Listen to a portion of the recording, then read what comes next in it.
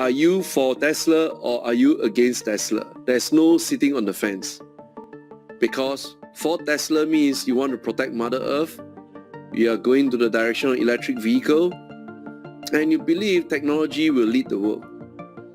If you are against Tesla, means continue to drive your gasoline cars, petroleum cars, oozing harm to the planet Earth and depreciating in value. And most importantly, you don't believe in technology. Because we have a great conversation, all the traditional car manufacturers from Toyota, Nissan, Ford, General Motors, how come none of them is the leader of EV?